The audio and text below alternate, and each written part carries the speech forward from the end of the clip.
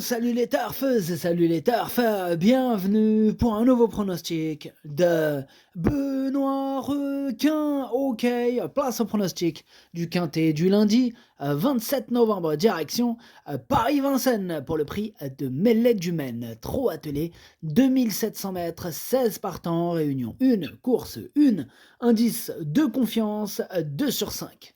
Et cette vidéo, je la tourne avant l'arrivée du quintet de ce dimanche. Je reviendrai dessus demain. Ok, c'est parti, on commence le pronostic et on commence avec le numéro 1, Golden Visé. On écoute l'entraîneur Cyril Buigné. Bonjour Cyril. Oui, bonjour.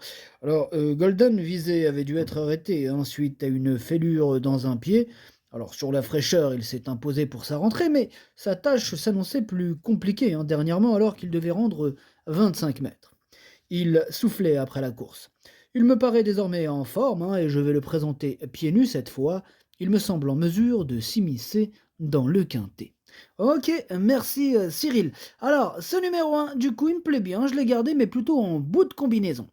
On enchaîne avec le numéro 2, garde à vous, et on écoute l'entraîneur Vincent Lebarque. Bonjour Vincent. Oui, bonjour. Alors, garde à vous, il est en forme, forme ascendante, après avoir été arrêté, et sa plus récente sortie à Nantes reste correcte.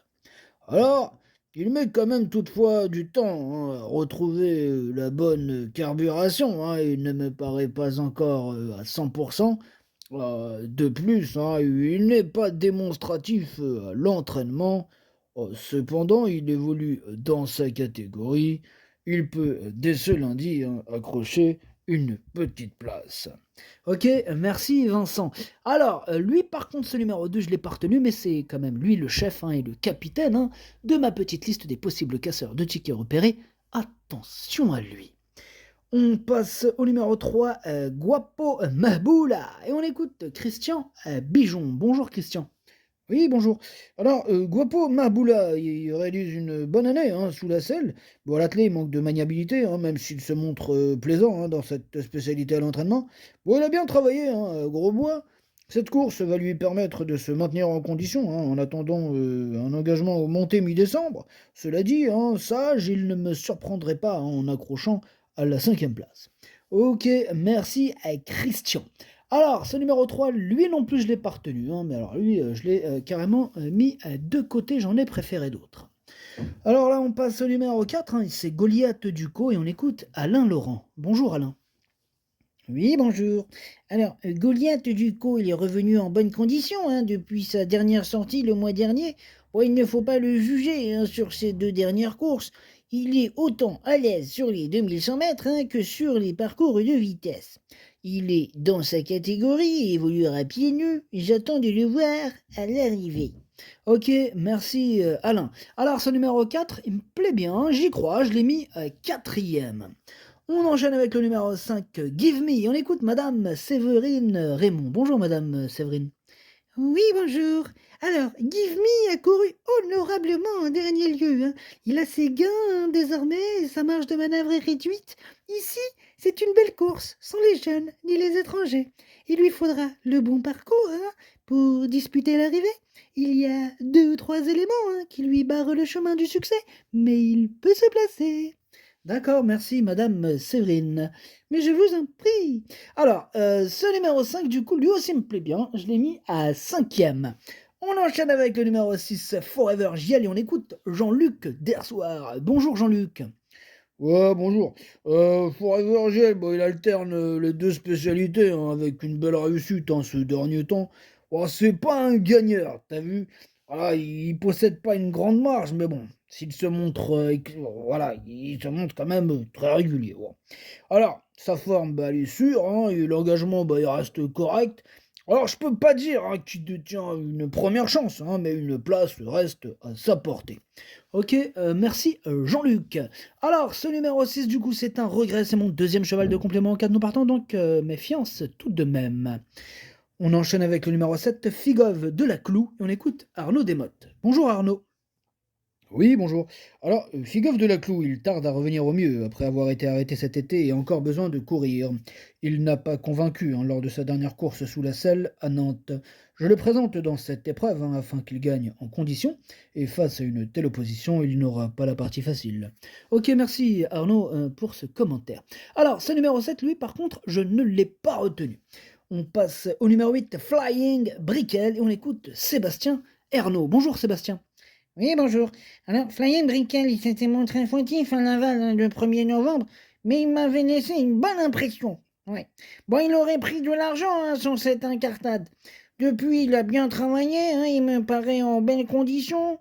Bon, c'est un bon engagement sur les 6 ans, ni les étrangers.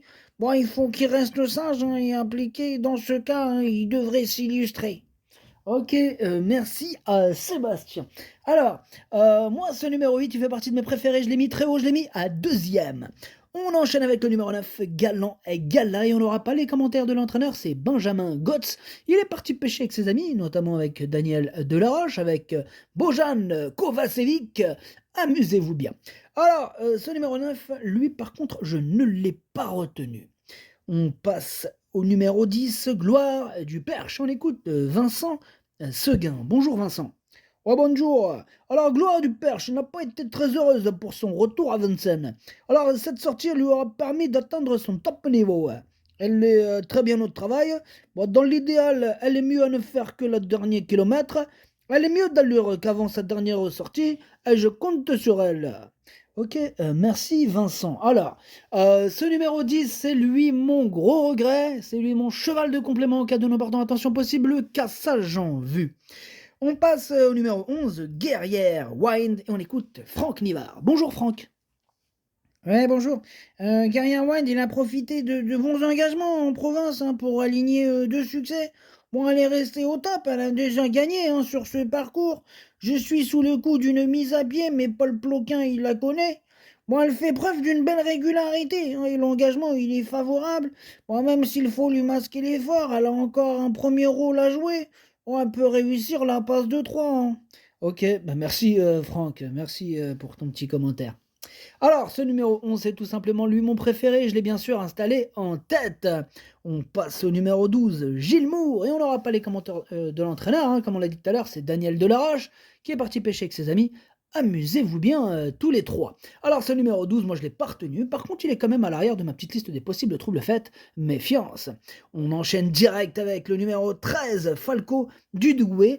Pareil, on n'aura pas les commentaires de l'entraîneur, c'est Bojan Kovacevic, parti pêcher avec tes amis, alors amuse-toi bien toi aussi. Alors ce numéro 13, lui en revanche, je l'ai gardé, mais en toute fin de combinaison. Là, on passe au numéro 14, c'est Gabelou et Carizé. On écoute Jacques-Étienne Tué. Bonjour Jacques-Étienne. Oui, bonjour. Alors, Gabelou Carizé n'a pas démérité à Bordeaux. Bon, après un bon départ, bon, il s'est retrouvé loin dans le parcours. Bon, il a bien terminé, mais bon, trop tard. Bon, il ne mettait 1, 2, 3, 4, pardon. Il ne déméritait pas face aux 6 ans. Il a conservé un bon niveau de forme. Il a peu couru à Vincennes, mais il a déjà bien fait. Bon, c'est un bel engagement au plafond sans les jeunes. Il peut disputer l'arrivée. Ok, merci Jacques-Étienne Tué. Alors, ce numéro 14, il me plaît beaucoup, j'y crois, je l'ai mis assez haut, enfin très haut même, je l'ai mis troisième. Alors, on passe au numéro 15, c'est Gibson Creek, on écoute Madame Nathalie Gonin. Bonjour Madame Nathalie. Oui, bonjour. Alors, Gibson Creek, il a bien tenu sa partie à Bordeaux pour sa rentrée. Bon, il est monté sur sa course et me donne satisfaction à l'entraînement.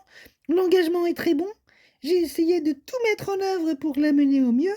Il a déjà brillé sur la grande piste. Je le déplace avec l'ambition de terminer à l'arrivée. Il en a les capacités. Ok, merci Madame Nathalie Gonin.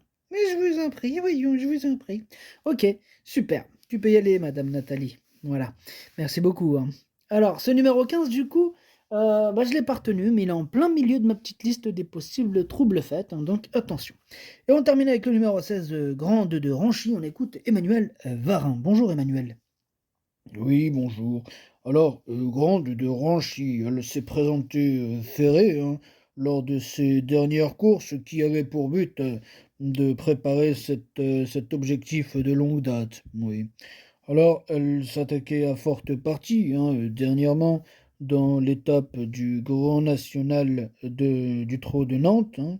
Bon, elle sera cette fois déférée des 4 pieds, munie d'artifice et confiée à Mathieu Abrivard. C'est certainement son plus bel engagement du meeting et il ne faut pas le rater. Ok, merci Emmanuel, hein. Il ne faut pas le rater, nous dit Emmanuel. Alors ce numéro 16, moi je l'ai gardé, hein, je l'ai mis exactement à la 6e place. Le pronostic, ça donne 11, 8, 14, 4, 5, 16, As, 13. Merci d'avoir suivi cette vidéo. N'hésitez pas à mettre un pouce bleu si la vidéo vous a plu. Pour accéder à tous mes tickets pour la course du Quintet, rendez-vous directement en description de la vidéo. À jouer avec modération. Bonne chance. Chopez-le moi. Ciao.